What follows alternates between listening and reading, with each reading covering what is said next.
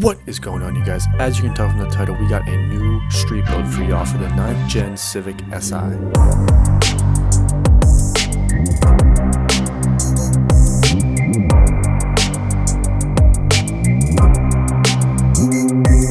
Let's not get too ahead of ourselves though. First, we must go over the 9th Gen Civic Si.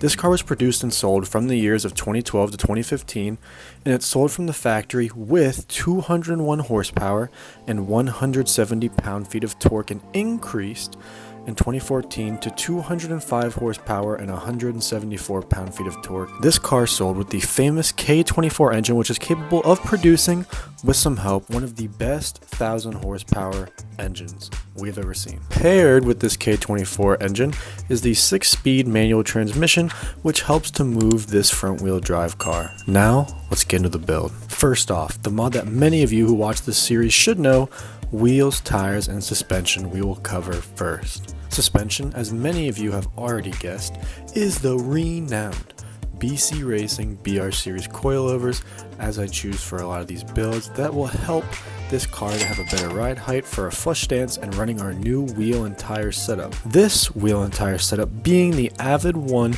AV6 18 by 8.5 plus 35 offset in gloss black, and I think these wheels are supposed to be inspired by like the TE37s, which is why I like them, and I think that they would suit this car really well. These are going to be wrapped in a tire that we actually have chosen before, which is the Continental Extreme Contact DWS 06 Plus in a 225/40Z R18, which I actually think is a pretty budget performance tire, which is why I always go back to it to try and help put down this power of the Civic that we will be adding here soon. Now, onto the super cool performance modifications. First up, we're going to be starting with the Craftworks Supercharger Kit for the 9th Gen Civic that comes with a Rotrex C30-94 Supercharger, 120mm pulley rated for 10.8 PSI, an intake manifold, Grams Performance 1000cc injectors,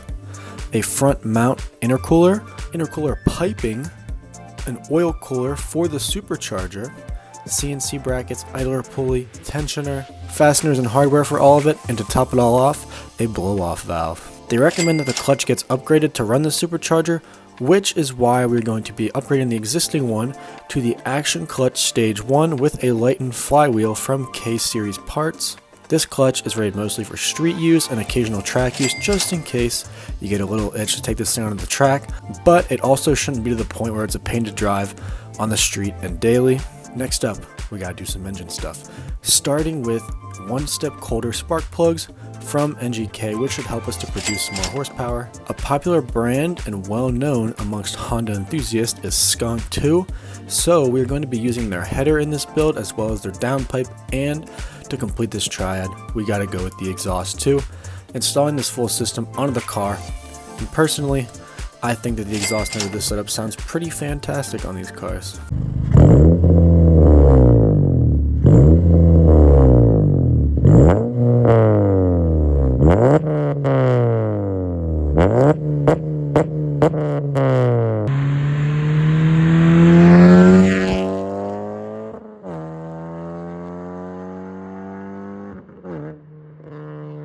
Now that we are making some more power, we are going to need a way to stop that because, you know, safety and things. With the horsepower that we're going to be making, an estimated 350 horsepower based on Craftworks notes, I don't think that we're going to need a big brake kit, so this kit from StopTech should work just well for us. It is their street disc brake rotor and pad kit. It comes with solid rotors, and the pad should help to stop this thing a lot sooner than stock. And I think that we're forgetting something: a tune. So we can't just run all these parts right out of the box because, you know, this car wouldn't know how to or be able to fully utilize the new system that we installed and get the most horsepower out of this car. So tunes can vary depending on your location and how it's done, but we'll just assume $500 for this cost just to add something into the final price tag. Now, to save this tune, connect it to the car, change the brains of it, we're going to need a tuner.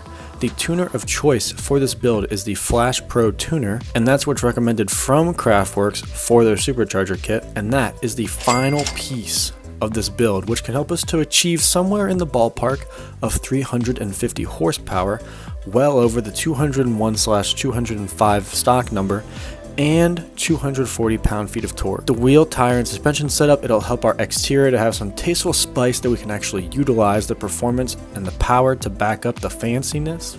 I've always loved the look of the 9th Gen Civic SIs. My aunt used to have one. My friend that I used to work with had a base 9th Gen Civic, but I think that they're great cars. Honda is always cooking up something great, and I think that these added mods should make it more powerful and a more tasteful street car. With that being said, I hope that you guys enjoyed this video. I know that I enjoyed making it for all of you guys. As always, if you have anything that you want to add or change to this build, make sure to drop it down in the comments for myself and others to see. If you have any cars that you'd like to see my take on a street build for, make sure to leave that down in the comment section as well. I also want to say before we end, thank you guys so much for the support. I truly do appreciate each and every one of you that has come out to check my videos out and continue to support the channel. And if you haven't subscribed yet, what are you waiting for? Go down and hit that button. I hope that you guys enjoy the rest of your day, and I'll see you in the next video.